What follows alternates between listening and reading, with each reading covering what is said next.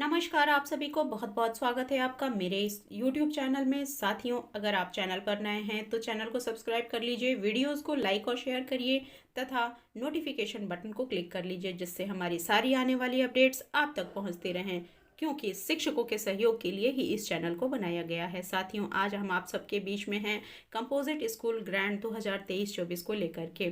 साथियों, यह मद जारी हो चुका है और इसको किस प्रकार से खर्च करना है, इसके लिए महानिदेशक स्कूल शिक्षा एवं राज्य परियोजना निदेशक कार्यालय से कुछ गाइडलाइंस जारी हुई हैं। आइए देखते हैं क्या है ये दिशा निर्देश। साथियों, समग्र शिक्षा की वार्षिक कार्य योजना एवं बजट 2023-24 के संबंध में शिक्षा मंत्रालय भारत सरकार द्वारा प्रदेश के परिषदीय प्राथमिक, उच्च प्राथमिक एवं कंपोजिट विद्यालयों को नामांकन के आधार पर 5 श्रेणियों में विभाजित किया गया है।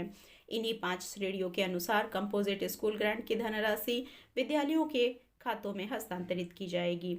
साथियों, आपको बताते चलें कि कंपोजिट स्कूल ग्रांट की धनराशि जो विद्यालय प्रबंध समिति के खातों में आएगी, इसको जो उस समिति के अध्यक्ष हैं उनके और सदस्य सचिव अर्थात कि प्रधानाध्यापक या फिर इंचार्ज प्रधानाध्यापक के संयुक्त हस्ताक्षर से ही इसको निकाला जा सकेगा। साथियों, इसके लिए आपको 8 जुलाई 2012 का जो निर्देश जारी हुआ था उसी के अनुसार कार्य करना है। तो साथियों, आपको इन मदों का जिस प्रकार से भी व्यय करना है अपने विद्यालय में, उसको आप विद्यालय प्रबंध समिति से अनुमोदन लेकर के ही आप खर्च कर सकते हैं। तो इसके लिए आपको विद्यालय प्रबंध समिति की मीटिंग करके और अपने सारे जो व्यय हैं, जो आपकी आवश्यकताएं हैं विद्यालय की, वह आपको विद्यालय प्रबंध समिति को बतानी होंगी और उनके अनुमोदन के उपरांत ही आप इसको खर्च करेंगे। साथियों, अगला बिंदु है, इसमें निपुण भारत का लोगो जो है उसकी पेंटिंग कराने के लिए हमें निर्देश प्राप्त हुआ है, जो कि विद्यालय की भवन की ऐसी दीवार पर किया जाएगा जहां पर जन सामान्य हेतु प्रथम दृष्टया ही यह दृश्यमान हो। लोगों की पेंटिंग की माप जो है 45 सेंटीमीटर चौड़ा और 60 सेंटीमीटर ऊंचा आयताकार में करना है। इसके प्रयोजन के लिए प्रत्येक विद्यालय में लोगों की उपलब्धता भी सुनिश्चित की जाएगी। प्रत्येक विद्यालय में जो भवन की दीवार है उस पर कंपोजिट स्कूल ग्रांट के मद में जो भी उपलब्ध व व्यय होने वाली धनराशि है उसका वर्षवार और मदवार विवरण पेंट भी कराया जाना है। साथियों, जो कंपोजिट स्कूल ग्रांट की धनराशि है उससे क्रय की जाने वाली जो भी सामग्री है उसका बिल वाउचर फोटो आपको उपलब्ध कराना है और इस संबंध में जो भी पूर्व में कार्य किए गए हैं उसके भी फोटो आपको प्रेरणा पोर्टल पर अपलोड करनी होगी। जो भी अनुमन्य कार्य हैं उनको वरीयता के क्रम में आपको करना है, अर्थात कि ये जो भी कार्य का लिस्ट दिया गया है इसमें से आपके विद्यालय के अनुसार जो भी कार्य आपको वरीयता के क्रम में लगते हैं आप उनको अपने विद्यालय में कराना सुनिश्चित करें। इसके लिए कंपोजिट स्कूल ग्रांट में जो धनराशि है उसका न्यूनतम 10% धनराशि आपको स्वच्छता अभियान कार्यक्रम पर लगाना है। इसके लिए विद्यालय के भवन परिसर और छात्रों की स्वच्छता पर इसको व्यय करना है। इसके लिए जो है आप सुनिश्चित करेंगे कि विद्यालय में स्वच्छता की सामग्री, टॉयलेट क्लीनर, फिनाइल, साबुन, चूना, झाड़ू, dusting cloth, nail cutter, hand wash, sanitizer इत्यादि अनिवार्य रूप से आपको वर्ष पर्यंत आवश्यकता अनुसार रखना है, अर्थात कि पूरे वर्ष में आपको जितना भी आवश्यकता इसका होता है वह आप इसकी 10% धनराशि से आप खरीदेंगे। साथियों, निर्देशों के क्रम में जो अगला बिंदु है वह है कि विद्यालय के ऐसे शौचालय या मूत्रालय जहां पर कि छोटी छोटी मरम्मत का कार्य कराया जाना है, जैसे कि यूरिनल पॉट है, सीट है, उसमें जो भी टूट फूट है, लंच पीट है, उसको निर्मित कराना है या फिर उसकी गहराई कम होने की स्थिति में आपको उसको और गहरा कराना है या उसकी अक्रियाशीलता के ऊपर कार्य करना है आपको, तो इन सभी कार्यों को आप करा सकते हैं। यदि शौचालय में टाइलीकरण का कार्य पूर्ण नहीं हुआ है तो आप इसको अनिवार्य रूप से कराएंगे इस कंपोजिट ग्रांट की धनराशि से। साथियों, परिषदीय प्राथमिक विद्यालय के शिक्षकों के उपयोगार्थ उपलब्ध कराए जा रहे टैबलेट्स के संचालन के लिए जो सिम कार्ड और इंटरनेट की सुविधा है, इसे माह नवंबर 2023 से लेकर के मार्च 2024 तक जो व्यय करना है उसको आपको कंपोजिट ग्रांट से करने का निर्देश प्राप्त हुआ है। और इसके अंतर्गत जो सिम कार्ड व इंटरनेट की सुविधा है उसके लिए जो है आपको स्कूल ग्रांट से एक टैबलेट पर 1500 रुपये व्यय करना है। तो अर्थात आपको हर एक विद्यालय में कम से कम 2 टैबलेट प्राप्त हुए हैं तो आप 3000 रुपये की धनराशि से आप सिम कार्ड और इंटरनेट की व्यवस्था को सुनिश्चित करा सकते हैं। साथियों, जो सिम का क्रय है वह स्थानीय स्तर पर मोबाइल नेटवर्क कनेक्टिविटी की उपलब्धता के दृष्टिगत ही किया जाएगा, अर्थात कि जिस एरिया में जो नेटवर्क एक्टिव है आप उस नेटवर्क का सिम ले सकते हैं। समस्त प्राथमिक विद्यालयों के प्रत्येक कक्षा कक्ष में मानक के अनुसार और गुणवत्ता युक्त वाइट या ग्रीन बोर्ड की उपलब्धता भी आपको सुनिश्चित कराना है। इसको आपको यहाँ हाईलाइट किया गया है, इसको आप जो है निश्चित रूप से अपने विद्यालय में रखिए। साथियों, हैंड पंप और सबमर्सिबल पंप के पास जो भी पक्का प्लेटफॉर्म है या फिर सोख्ता गड्ढा का निर्माण है उसको अनिवार्य रूप से आपको कराना है, जिससे कि हैंड पंप के आसपास जल भराव ना हो सके और साफ सफाई रहे। रसोई घर में भी भोजन को तैयार किए जाने के लिए और बर्तनों को साफ करने के लिए जल की आपूर्ति और जल की निकासी भी आपको इसकी व्यवस्था इसमें से करानी है। तो आप अपने विद्यालय की आवश्यकता के अनुसार वरीयता के क्रम में इन कार्यों को करा सकते हैं।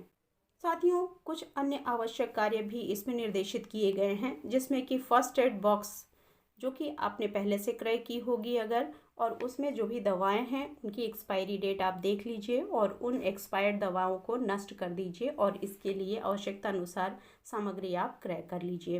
विद्यालय में उपलब्ध अग्निशामक यंत्र की समय समय पर रिफिलिंग भी सुनिश्चित आपको कराना है, इसको आप ध्यान रख लेंगे।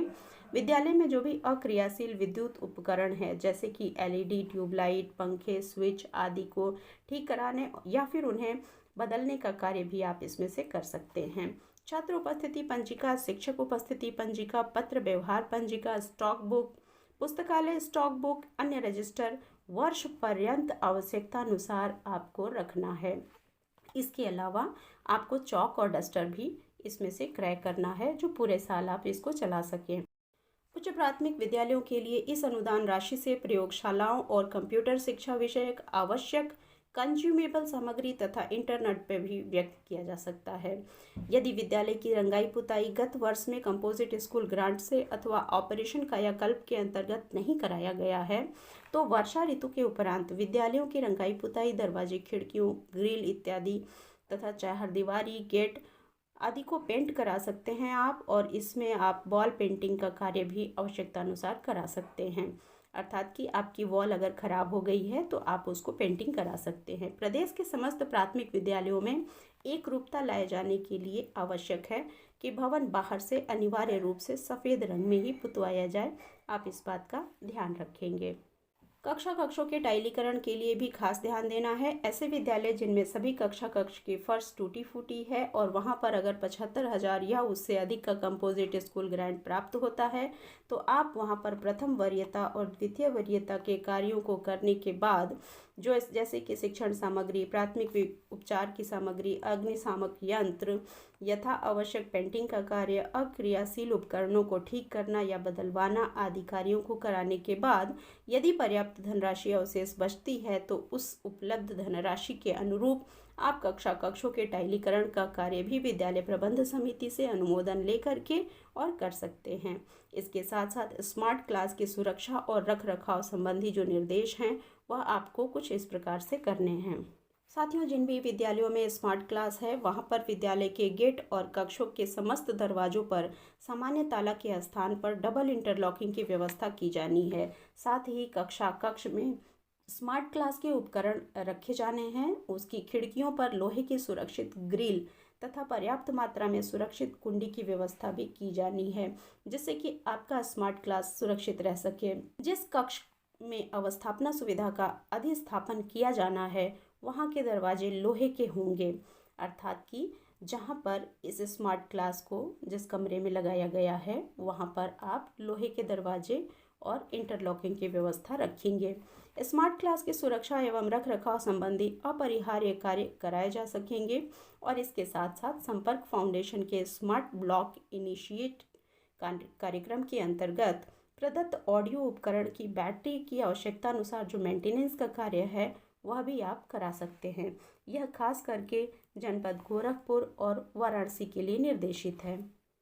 साथियों, इसके अतिरिक्त विद्यालय की आवश्यकता अनुसार एवं अन्य कार्य भी विद्यालय प्रबंध समिति से अनुमोदन लेकर के आप करा सकते हैं।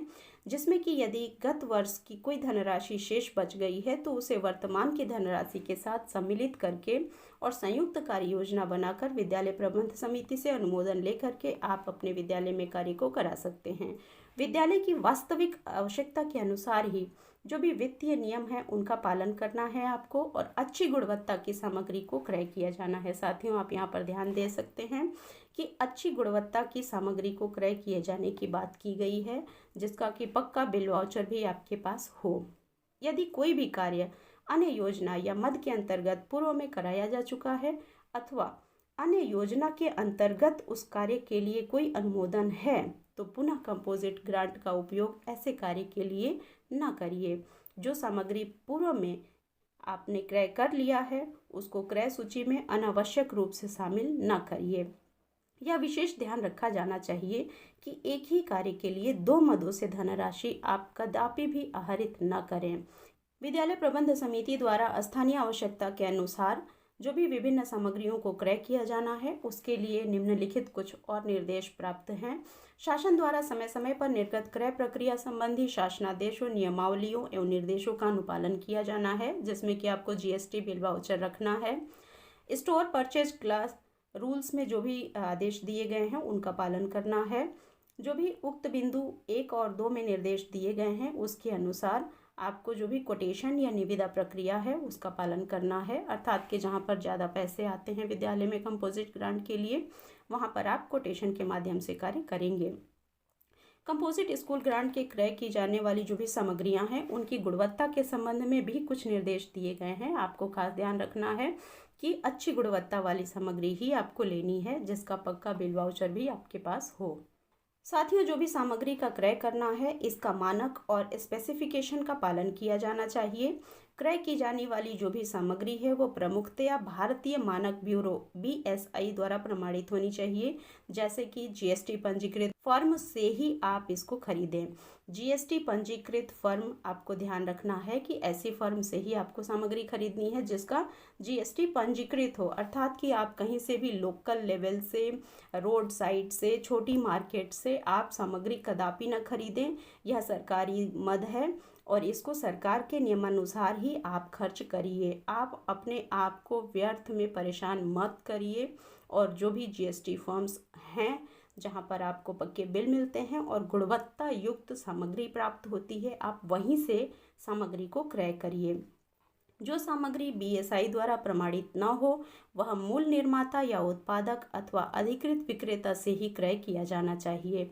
कंपोजिट स्कूल ग्रांट की धनराशि विद्यालय के खातों में हस्तांतरण के बाद प्रत्येक विकासखंड स्तर पर बैठक आयोजित की जाएगी और इसमें खंड शिक्षा अधिकारी तथा सहायक वित्त एवं लेखाधिकारी द्वारा समस्त प्रधानाध्यापकों तथा इंचार्ज अध्यापकों को कंपोजिट स्कूल ग्रांट मद में अवमुक्त धनराशि विभागीय निर्देश के क्रम में आपको उपभोग करने के लिए विधिवत जानकारी दी जाएगी।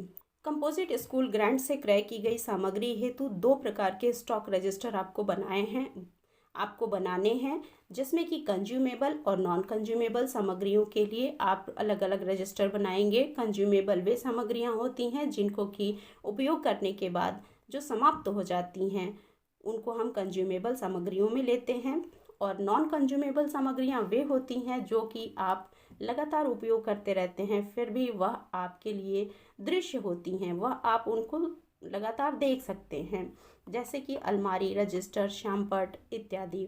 तो इस तरह से आप सामग्रियों को डिवाइड कर लेंगे और उसकी रजिस्टर बना लेंगे। कंपोजिट स्कूल ग्रांट में धनराशि का उपयोग जो आपको करना है वह संबंधित विद्यालय के प्रधानाध्यापक उसके लिए पूर्णतया उत्तरदायी होंगे। साथियों, अपने क्रय को बहुत ही सोच समझ के करिए। जीएसटी फर्म से ही आप खरीदारी करिए और अपने पास पक्का बिल रखिए। अनुश्रवण व पर्यवेक्षण के संबंध में भी निर्देश जारी हुआ है। जो भी खरीदारी आप करेंगे उसको जो है डेटा कैप्चर फॉर्मेट के अनुसार अर्थात DCF पे आपको भरना भी होगा। खंड शिक्षा अधिकारी उसको अपलोड करेंगे और इसके साथ साथ जो विद्यालय हैं उनमें गुणवत्ता की जांच भी होगी कि किस प्रकार से खरीदारी की गई है।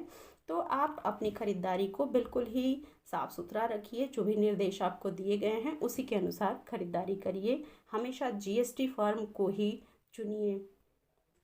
साथियों, इस प्रकार से एक गुणवत्ता युक्त फर्म और गुणवत्ता युक्त सामग्री को खरीद करके आप इन सारी अनुश्रवण समिति को संतुष्ट कर पाएंगे। तो साथियों, यह है कंपोजिट ग्रांट 2023-24 के लिए दिशा निर्देश। उम्मीद है मेरी इस वीडियो से आपको मदद मिलेगी। कृपया चैनल को सब्सक्राइब कर लें, वीडियोस को लाइक और शेयर करें, क्योंकि शिक्षकों के सहयोग के लिए ही इस चैनल को बनाया गया है। Thank you. मिलते हैं अगली वीडियो में कुछ नई जानकारियों के साथ।